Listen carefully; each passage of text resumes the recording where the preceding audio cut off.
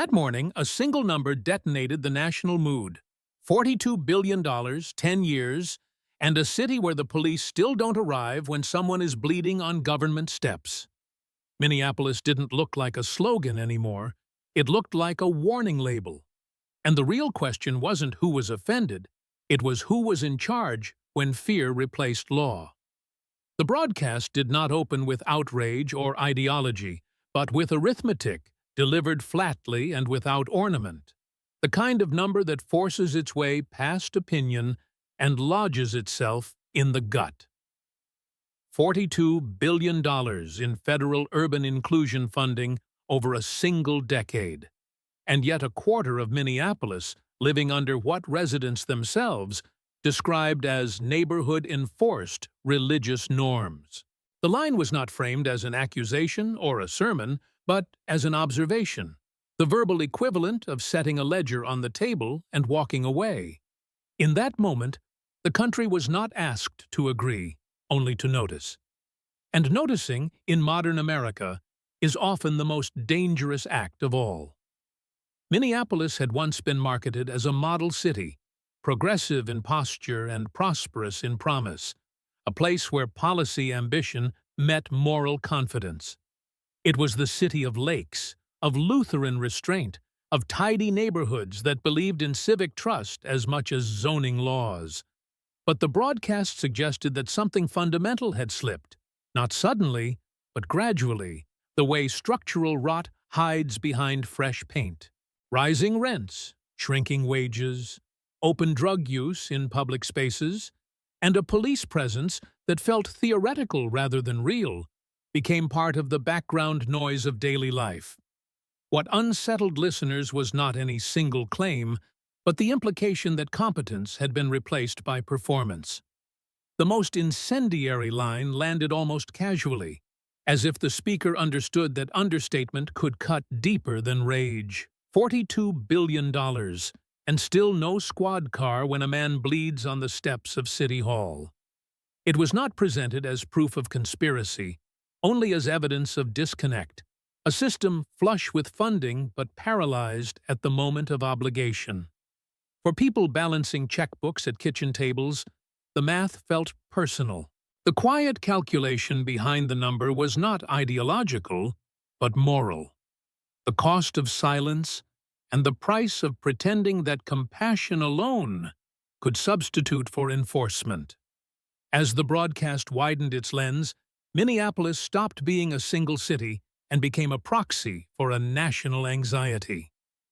From Seattle to Sarasota, listeners heard echoes of their own neighborhoods in the story. Different accents, same unease. Churches converted into condominiums, playgrounds marked by fentanyl residue, community meetings heavy on language and light on solutions. The sense that rules were optional, applied selectively, or deferred indefinitely created a vacuum that no amount of rhetoric could fill. When law recedes, something else always rushes in to claim the space. The morning cut to live footage as the sun rose pale over Nicollet Avenue, snow falling softly enough to disguise the tension gathering beneath it. Protesters filled the street in opposing clusters, banners raised, voices overlapping in English, Somali, and Arabic, none of them listening to the others. One sign demanded justice in the name of faith. Another insisted on preserving a Christian nation, both invoking absolutes in a shared public space. The contrast was stark and almost biblical, two moral universes occupying the same frozen asphalt. There was no referee in sight, only cameras. Standing between the crowds was Jake Lang, an activist whose appearance confounded easy caricature. He did not look like a firebrand or a provocateur, but more like a teacher who had wandered into the wrong room and refused to leave. His coat collar was pulled high against the cold, his breath fogging the air as he gripped a microphone with ungloved hands. He spoke about free speech, about offense, about the law protecting expression even when it unsettles. For a brief moment, the noise softened, as if the crowd itself was deciding whether to listen. That pause did not last. A bottle arced through the air and shattered against stone. The sound sharper on camera than it would have been to the ear. Phones rose instantly, recording not just the act, but the reaction. The raw material of outrage being captured from every angle. The chant that followed was incoherent in language but clear in intent. A collective roar that drowned out any remaining nuance. When a metal rod swung and caught Lang behind the ear, the line between protest and assault dissolved completely. The violence unfolded with a speed that left no room for reinterpretation. Blood streaked across the microphone, staining the words he had been trying to speak, and Lang staggered, as if surprised by his own vulnerability. Police officers stood in formation nearby, hands folded, radios quiet, their stillness more conspicuous than any charge would have been.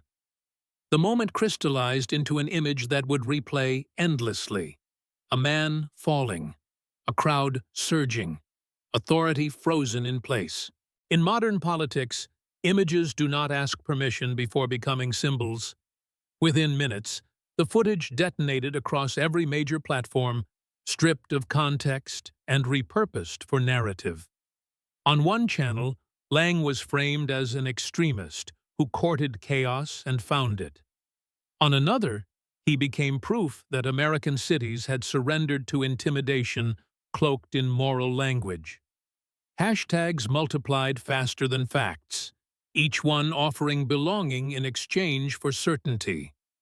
The wound outperformed the speech, as it so often does, because blood requires no explanation. As the country argued, another conversation unfolded quietly behind closed doors. In Washington, intelligence officials replayed the same footage, not for emotional impact, but for operational clues. Tulsi Gabbard, then serving as Director of National Intelligence, watched the knife flash and the police hesitation with a practiced stillness that masked concern. Dan Bongino, carrying documents heavy with implications, laid out a trail that raised more questions than it answered. What looked like chaos on the street began to resemble something more structured when viewed through the lens of money and directives. At the center of the emerging inquiry was a nonprofit with an impeccable public image and an opaque financial footprint, the Somali Relief Fund. For years, it had been treated as a humanitarian conduit, an unquestioned good in a landscape hungry for them. Yet payroll anomalies, emergency grants, and unreviewed transfers suggested a parallel system operating alongside municipal authority. The possibility that civic violence could be indirectly subsidized by funds meant for integration reframed the Minneapolis incident as more than a local failure. It hinted at a national vulnerability. What began as a morning broadcast had now escalated into a confrontation between institutions, narratives, and power itself. Jake Lang's injury was no longer just a tragedy, but a catalyst, forcing questions that polite politics had avoided. Could law survive when selectively enforced? And could tolerance remain virtuous when weaponized? As the opening act closed, the country was left not with answers, but with a stark realization.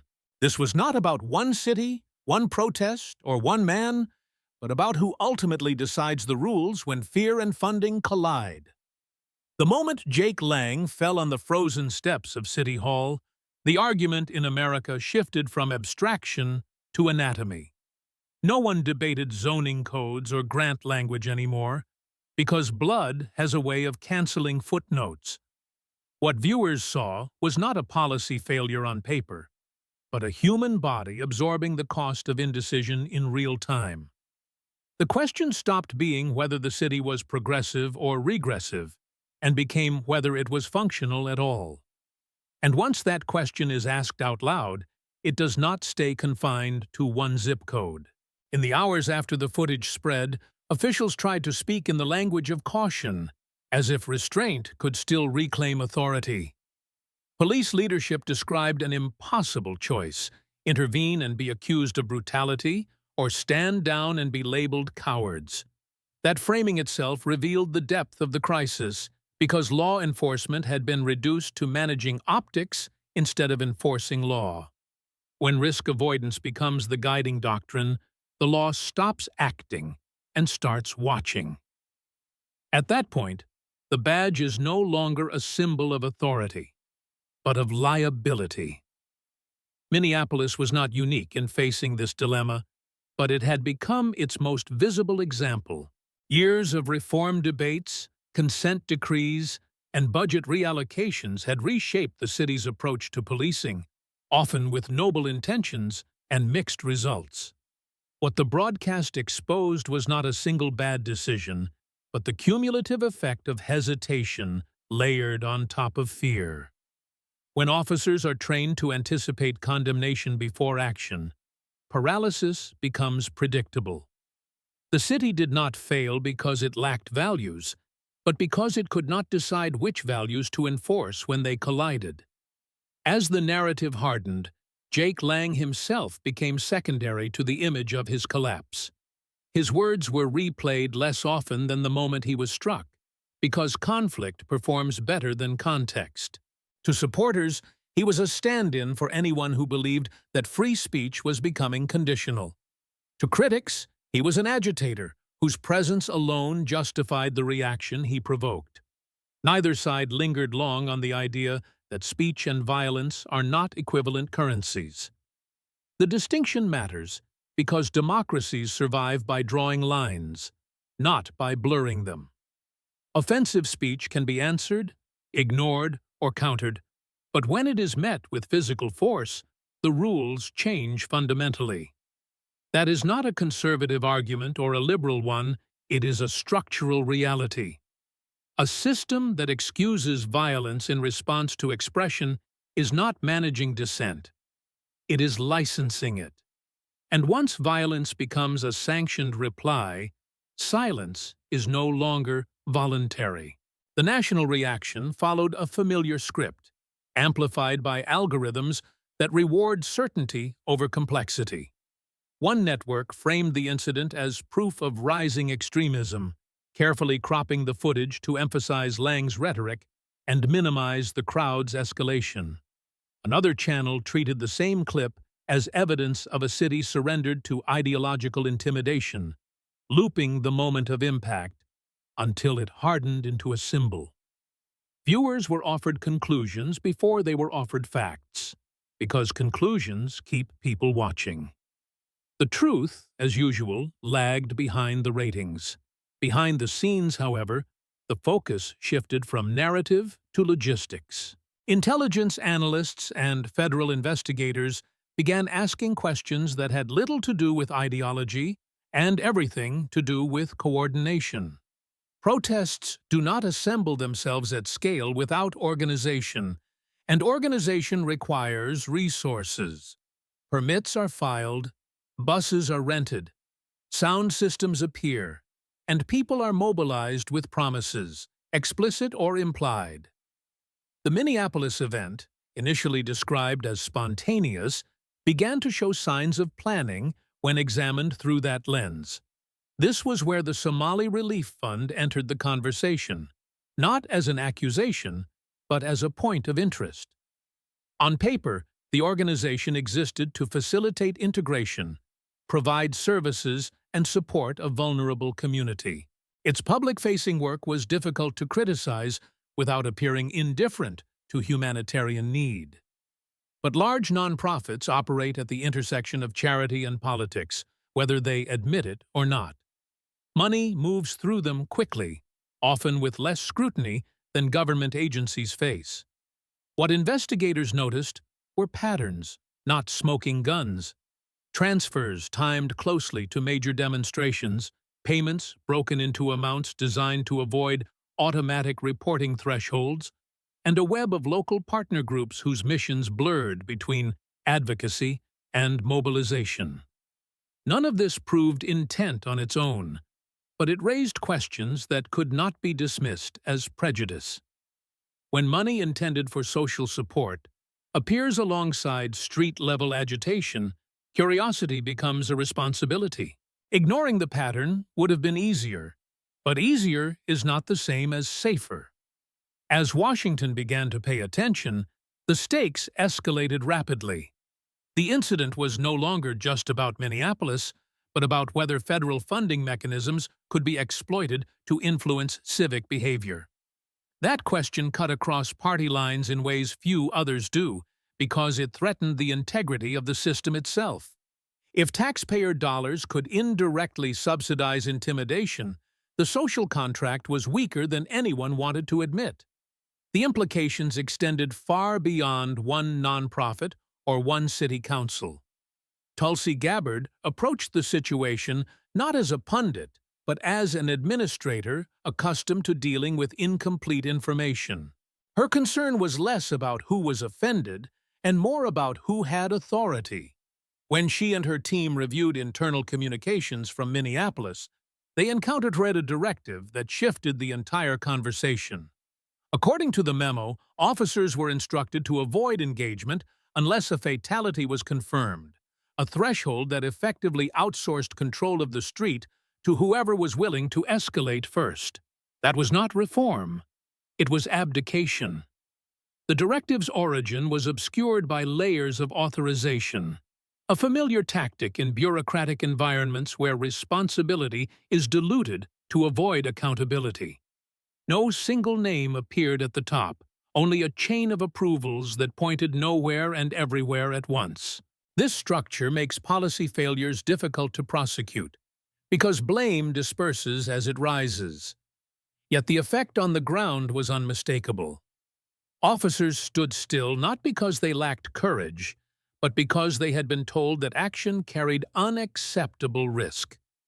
As the investigation widened, another anomaly emerged, the source of emergency funding that supplemented the Minneapolis Police Department's budget.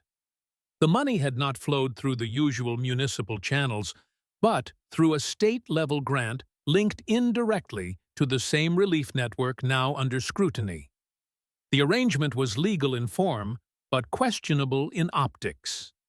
It created a feedback loop where public funds intersected with private influence, blurring the line between governance and advocacy. In such systems, outcomes often matter less than appearances, until appearances collapse. The revelation did not immediately break into the public sphere, but it set the stage for what followed. Political actors began to sense vulnerability, and vulnerability invites maneuvering. Some saw an opportunity to demand oversight and reform, others to defend allies and reframe the issue as bigotry. The conversation hardened into camps, each accusing the other of bad faith. Lost in the noise was the central issue, whether public authority had been compromised by fear of accusation. While Washington prepared for confrontation, Minneapolis attempted to return to routine. Snowplows cleared streets, city workers repaired broken glass, and officials issued statements about unity. Yet the stain on the steps of City Hall remained in the collective memory, if not on the stone itself. Residents noticed what had changed and what had not. The city functioned, but trust did not automatically regenerate. The escalation into a congressional hearing was almost inevitable, because American politics has few mechanisms for quiet resolution. Public spectacle becomes the substitute for consensus, and hearings provide a stage where competing narratives can be aired under the banner of accountability. When the emergency session was announced, it carried the weight of expectation from all sides. Supporters of Lang wanted validation, critics wanted restraint, and institutions wanted control of the frame. Few believed that clarity would emerge, but everyone wanted their moment. Jake Lang's inclusion on the witness list transformed him from subject to participant. He was no longer just an image on a screen, but a voice that could not be edited in post-production. For some lawmakers, his presence was a liability, because it complicated efforts to reduce the incident to rhetoric. For others, it was an opportunity to anchor the discussion in lived experience rather than abstraction. The decision to testify was itself an act of defiance, a refusal to let the wound speak louder than the man. As preparations continued, the media treated the hearing like an impending bout. Panels debated who would land the first blow, which soundbite would dominate the cycle, and how each side could best perform outrage without alienating advertisers. The underlying complexity of funding streams and municipal directives received less attention than the personalities involved. This was not accidental. Personal conflict is easier to digest than systemic failure, and it offers clearer villains. Behind closed doors, investigators pursued documentation that could survive public scrutiny. Financial records, internal emails, and recorded communications were evaluated not for dramatic effect, but for durability under oath. The goal was not to prove malice, but to establish causation, a much higher bar. In politics, suspicion travels faster than proof, but proof is what endures when the cameras move on. That distinction would soon matter more than anyone anticipated. The hearing opened not with accusation, but with a statement of purpose that tried to reclaim seriousness. Lawmakers emphasized the need to understand how a peaceful demonstration devolved into violence and whether public resources had played a role. The language was careful, but the tension was unmistakable. Everyone in the room understood that reputations were about to be tested, and that not all of them would survive intact. When Jake Lang spoke, he did not deliver the performance many expected. There was no bombast, no attempt to relive the moment for applause. He described the sequence plainly, the words he spoke, the object that struck him, and the silence that followed. His testimony was unsettling precisely because it lacked flourish. It forced listeners to confront the disparity between policy intent and lived consequence. As questioning turned to funding, the atmosphere shifted. Charts appeared on screens, dates and amounts highlighted to illustrate proximity between transfers and events. The presentation avoided conclusions, focusing instead on timelines that invited inference. This was a deliberate choice, allowing viewers to connect dots without being told what to see. In a polarized environment, implication often travels further than assertion.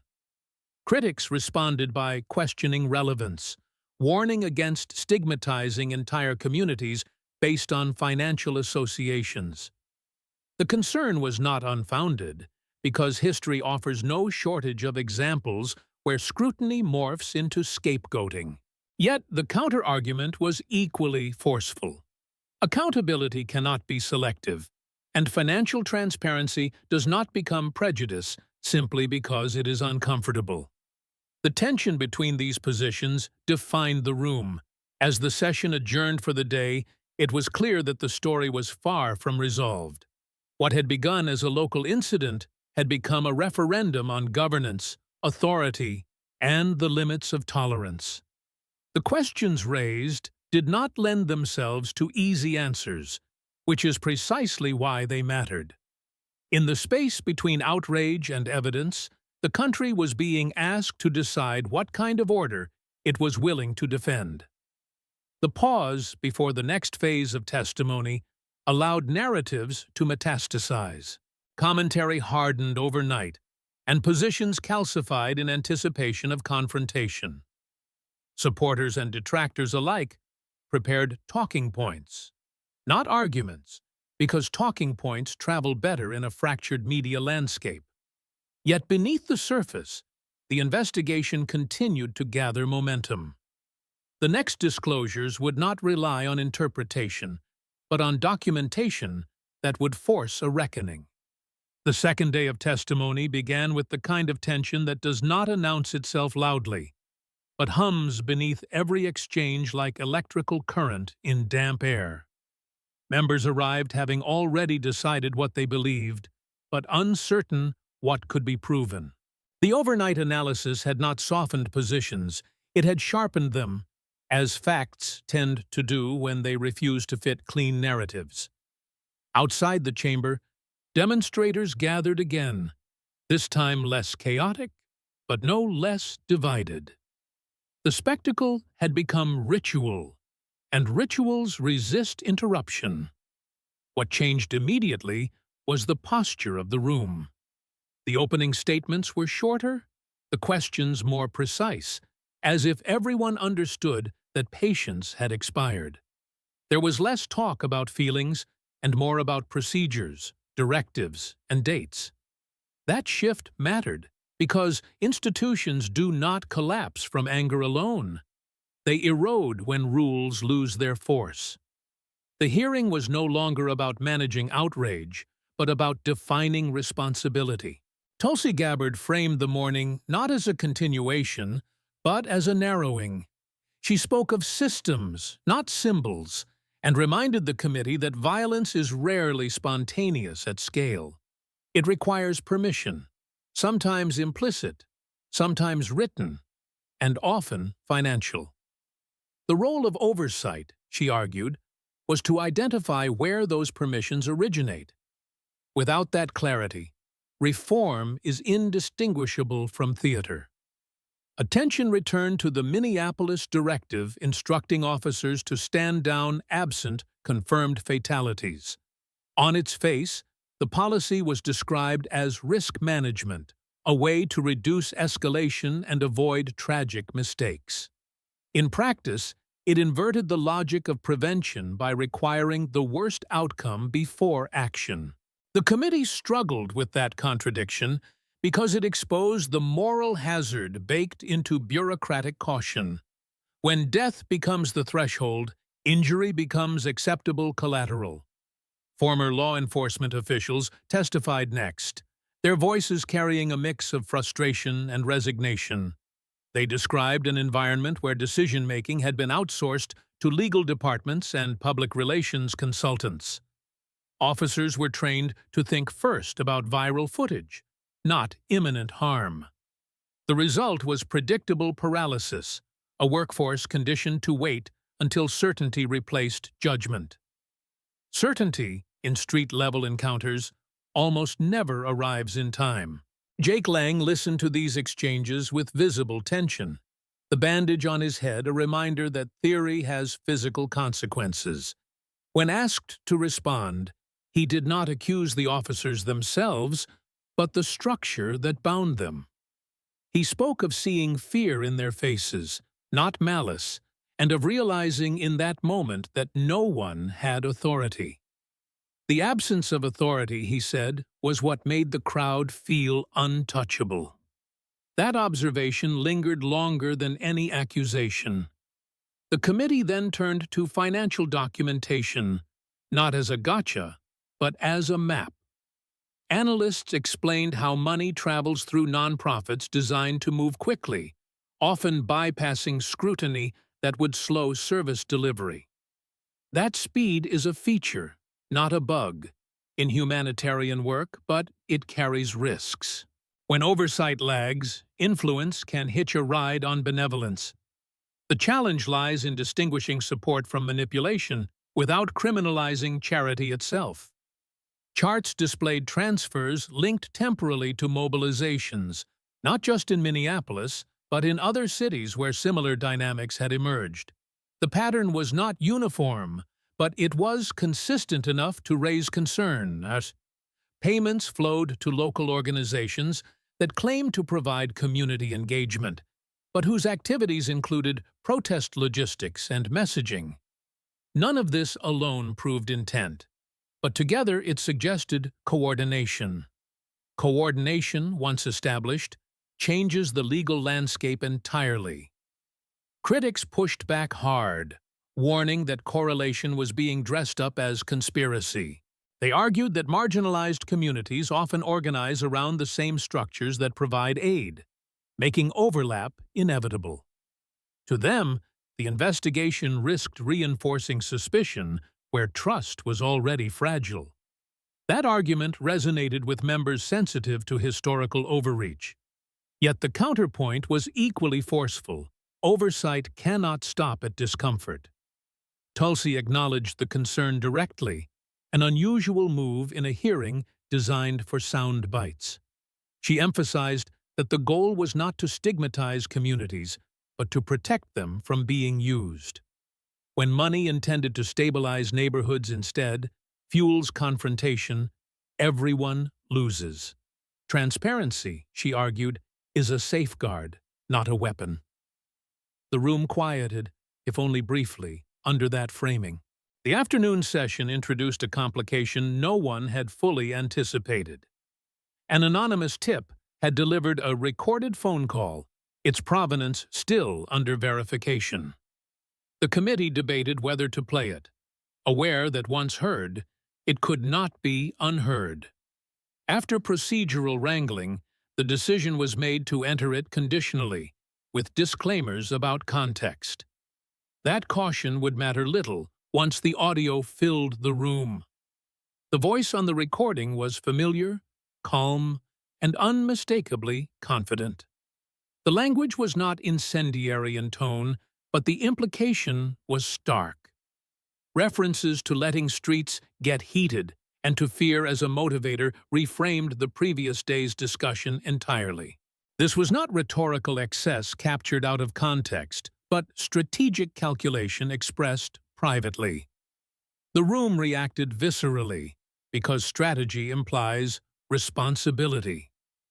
Immediate objections followed, some technical, others moral. Questions about authenticity, chain of custody, and selective editing dominated the response. These were legitimate concerns, and the committee treated them as such. Still, the substance of the words lingered, carving a new channel in the debate. Intent, once suggested, is difficult to dislodge. Dan Bongino presented metadata and corroborating timelines designed to anchor the recording in reality. He avoided flourish, focusing instead on how the file aligned with known events. The emphasis was on method, not message, because method survives scrutiny. While challenges remained, the technical case was strong enough to keep the audio in play. The investigation had crossed a threshold. As the hearing recessed, reactions outside intensified. Supporters of the Relief Network framed the recording as proof of a coordinated smear. Opponents saw it as confirmation of long-held suspicions. Social media accelerated both interpretations simultaneously, collapsing nuance under speed. The public, watching fragments filtered through commentary, struggled to discern where analysis ended and advocacy began. The following morning introduced another variable, a young man who requested to testify under limited protection. His account was not polished, nor was it dramatic. He described being recruited, paid, and directed, his role framed as defense of community rather than aggression. The simplicity of his confession unsettled the room because it lacked ideology. Money, he said, was the language everyone understood. His testimony forced a recalibration. Paid participation transforms protest into operation, shifting legal and ethical boundaries. The committee members recognized this immediately because the distinction carries consequences. A demonstration funded to express grievance is one thing. A crowd compensated to escalate is another entirely. The line between them is thin, but crossing it matters. Attempts to undermine the witness focused on credibility and motive, standard tactics in adversarial settings. He acknowledged mistakes, fear, and confusion, refusing to present himself as heroic. That refusal lent weight to his account. He did not claim righteousness, only involvement. In doing so, he reframed the narrative from ideology to transaction. As momentum built, countermeasures emerged swiftly. Documents surfaced alleging financial impropriety by investigators, accusations timed to disrupt focus. One such file, presented dramatically, claimed connections that suggested hypocrisy. The room buzzed as the accusation landed, precisely as intended. Doubt, once introduced, rarely waits for verification. Forensic analysts dismantled the document methodically, tracing its creation to hours after the investigation intensified. The explanation was technical, but the implication was simple. Someone had manufactured evidence to muddy the waters. That act, more than any testimony, damaged trust. Fabrication is the clearest admission of fear. The exposure of the forged file altered the dynamic irreversibly. The committee shifted from inquiry to containment, recognizing that the integrity of the process itself was under threat. Lawmakers who had hesitated found their caution evaporating. When manipulation enters the record, neutrality becomes complicity. The investigation now demanded resolution. The final session brought visuals that rendered argument almost unnecessary.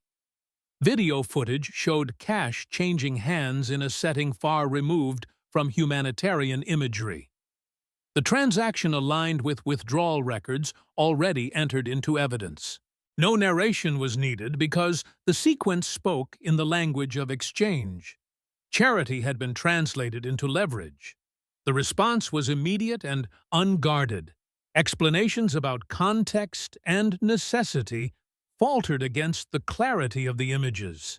Appeals to intention sounded hollow when measured against outcome. The committee chair struggled to maintain order as members reacted in real time. The spectacle was not planned, but it was decisive. When the recommendation for suspension was read, it landed with a dull finality rather than triumph. No one cheered because the implications were too broad. A sitting member of Congress facing investigation is not a victory. It is a failure of systems meant to prevent such outcomes. The weight of that realization settled heavily over the room. Accountability, when it arrives late, rarely feels satisfying. As the hearing concluded, Minneapolis receded from the center of attention, replaced by national introspection. The city became a symbol rather than a subject, its streets quieter, but not healed. Jake Lang returned privately to the place where he had fallen, marking the moment without cameras. His gesture was small, but deliberate. A reminder that the story began with a human cost. In Washington, the investigation continued away from microphones, its pace slowing as rigor replaced urgency. Accounts were frozen, subpoenas issued, and networks mapped with care. There was no appetite for spectacle now, only for answers that could withstand appeal.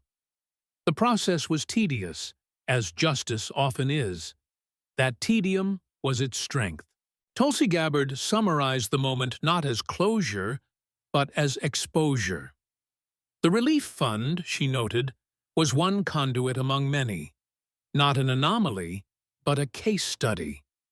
Money, when paired with moral language, travels easily across borders and intentions. The task ahead was not to eradicate charity, but to insulate it from exploitation. That distinction would test the country's maturity. The main body of the story, stripped of personalities, revealed a stark equation. When law hesitates, power seeks alternative channels. When oversight relaxes, influence fills the gap. And when fear of accusation outweighs fear of harm, authority dissolves into performance. Minneapolis was not uniquely broken. It was simply honest in its fracture. What the hearings ultimately exposed was not a conspiracy, but a vulnerability. A system built on trust had been stretched beyond its safeguards, relying on virtue where verification was required. The cost of that reliance was paid by a man on cold stone steps, by officers unsure whether action was allowed, and by communities now viewed with suspicion. None of those outcomes were inevitable, but all were predictable. As the nation absorbed the implications, the argument narrowed to a single unresolved tension. How does a pluralistic society enforce shared rules without erasing difference? And how does it protect difference without surrendering enforcement? That question has no partisan answer, only consequences. The main body of this story ends not with certainty, but with that dilemma fully exposed, waiting for a choice that cannot be deferred indefinitely. The story does not end with a suspension notice, a frozen account, or a gavel striking wood in a crowded hearing room. Those moments feel decisive only because they are visible, because they offer the comfort of punctuation in a narrative that has refused to slow down. What unfolded in Minneapolis and Washington was not a contained scandal, but a stress test, one that exposed how thin the margin has become between governance and improvisation. Institutions did not collapse, but they revealed how close they can come to losing their grip when fear replaces clarity. That revelation, more than any individual outcome, is what lingers. For years, Americans have been told that tension is the price of diversity, that discomfort is evidence of progress, and that enforcement is a relic of less enlightened times. Those ideas were not born in bad faith, and many of them emerged from genuine attempts to correct historical injustice. Yet intentions, however sincere, do not insulate outcomes from scrutiny. A system that cannot distinguish between restraint and surrender eventually confuses tolerance with abdication. When that confusion hardens into policy, it does not remain abstract for long. The Minneapolis directive was not written as a manifesto, but it functioned as one. By setting fatality as the threshold for intervention, it inverted the logic of public safety and redefined prevention as provocation. It told officers that certainty mattered more than judgment, and it told crowds that escalation was the fastest way to command attention. No one had to say this out loud for it to be understood. Systems communicate values not only through speeches, but through the incentives they create. The financial trail that followed did not reveal a single villain pulling every string, but something more unsettling. It showed how easily money can move through well-intentioned structures without meaningful resistance, carrying influence under the banner of compassion. The relief fund at the center of the inquiry was not unique in form, only in exposure. Similar pipelines exist wherever oversight lags behind speed, and wherever moral urgency discourages uncomfortable questions. This is not a failure of charity, but of governance that assumes virtue will regulate itself. What made the hearings resonate was not their theatrical moments, but their moments of friction. The instant when ideology ran out of language and had to answer to numbers. The silence that followed a recording played into a room that expected argument, not implication. The discomfort of watching a witness admit he was paid, not inspired, to participate. These were not viral moments because they were dramatic, but because they were destabilizing. They forced a reconsideration of assumptions that many had stopped examining. Jake Lang's role in this story was never about heroism, despite attempts to frame it that way. He became significant because his injury stripped away abstraction and made the cost of indecision visible. His testimony mattered not because it was eloquent, but because it was inconvenient. It refused to fit neatly into either camp's preferred narrative. In that refusal lay its power, because democracies depend on citizens who do not simplify their own experience to please an audience. The reaction to his assault revealed a deeper fracture than partisan disagreement. It exposed a growing tendency to treat violence as commentary rather than as a breach. When harm is explained instead of condemned, it begins to masquerade as context. This does not happen overnight, nor does it require malicious intent. It emerges gradually as language stretches to accommodate behavior it once rejected. The result is a moral elasticity that benefits the loudest and endangers everyone else. Equally revealing was the speed with which counter-narratives were deployed once accountability loomed. The fabricated document did more damage than its creators likely intended, because it confirmed the suspicion that truth had become negotiable. In an era saturated with synthetic media, the attempt to introduce manufactured evidence did not just undermine one argument. It signaled a willingness to treat reality itself as a tool. That willingness, once normalized, erodes the very ground on which public trust stands. The hearings demonstrated that evidence still matters, but they also showed how fragile that principle has become. Proof no longer arrives to a neutral audience, but to one primed to accept or reject it based on allegiance. Facts do not land on empty ground. They collide with identity, fear, and expectation. This does not make truth irrelevant, but it makes it slower. In a culture addicted to immediacy, slowness feels like weakness. The temptation after moments like this is to declare victory or defeat, to identify villains and move on. That impulse is understandable, because it offers closure where none truly exists. Yet the machinery that produced this crisis remains largely intact. Funding structures have not been fundamentally redesigned, oversight has not been universally strengthened, and the incentives that reward spectacle over competence persist. Without addressing those foundations, the outcome risks becoming precedent rather than correction. It is also tempting to frame the conflict as one between belief systems, as if faith itself were on trial. That framing is both inaccurate and dangerous. The issue was never belief, but authority, who enforces shared rules when convictions collide. Faith can coexist with law, but only when neither is used as a shield against accountability. When any identity, religious or otherwise, becomes untouchable, it ceases to be protected and begins to be privileged. Democracies do not survive that distinction. The media's role in amplifying the crisis cannot be ignored, though it is rarely examined with honesty. Networks did not invent the facts, but they selected which ones to emphasize, and how often.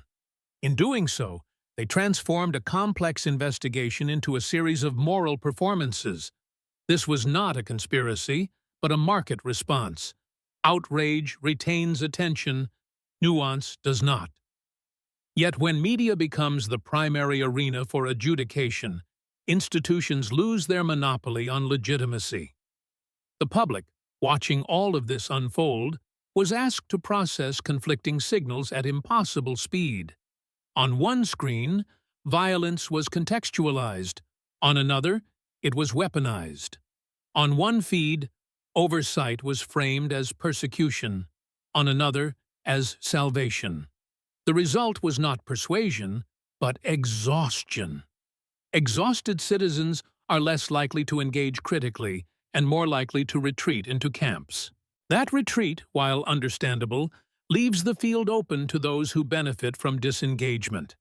What remains unresolved is not whether laws exist, but whether they are believed. Law functions only when it is seen as real, predictable, and fairly applied. When enforcement appears selective or hesitant, belief erodes, and with it, compliance. The Minneapolis incident did not create that erosion. It revealed it. The hearings did not repair it. They merely slowed its spread. There is a deeper question beneath the policy debates and procedural failures. It concerns the relationship between compassion and competence, and whether the two are still understood as complementary rather than interchangeable. Compassion without structure becomes sentiment, easily manipulated and poorly defended. Competence without compassion becomes cold and brittle, resented rather than respected. The balance between them is not fixed by ideology, but by discipline. This story also challenges the assumption that stability can be outsourced.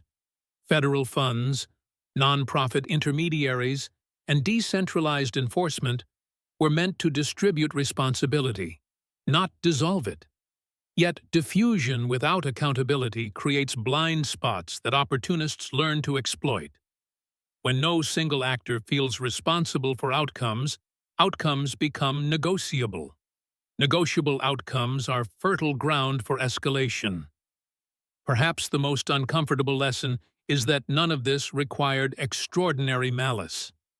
Ordinary incentives, combined with risk aversion and moral certainty, were sufficient. No grand conspiracy was necessary, only a system that rewarded signaling over stewardship. That realization is harder to confront than the idea of a singular villain. It suggests that the problem is not them, but us, and the structures we tolerate. As the headlines fade and attention shifts, the conditions that produce this moment will remain. Cities will continue to wrestle with enforcement, nonprofits with oversight, and media with incentives. Citizens will continue to test the boundaries of speech and response. The next flashpoint may look different, but it will likely follow a similar pattern. The question is not whether another Minneapolis will happen, but whether the response will be any wiser. In the end, this is not a story about one man, one city, or one fund. It is a story about how a society decides what it will enforce when values collide. It is about whether fear of accusation can outweigh fear of harm, and whether moral language can excuse material consequences. It is about whether accountability is still a shared expectation or a partisan weapon. No verdict delivered by a committee can resolve those tensions permanently. They are renegotiated daily, in policies written quietly, in directives signed cautiously, and in moments when authority hesitates. Each choice accumulates, shaping what the next crowd expects and what the next officer dares to do. Over time, those expectations become reality. So the conclusion cannot be a declaration, because declarations end conversations that are not finished. What this moment demands is not applause or condemnation, but decision. A decision about whether law will remain a common framework or become a suggestion, subject to pressure. A decision about whether compassion will be paired with competence or used to excuse its absence. When speech provokes offense and offense tempts violence, when money claims virtue and authority hesitates to act, and when institutions fear optics more than outcomes, who exactly is responsible for holding the line? And when that line is tested again, as it inevitably will the choice be made in defense of order or in deference to fear?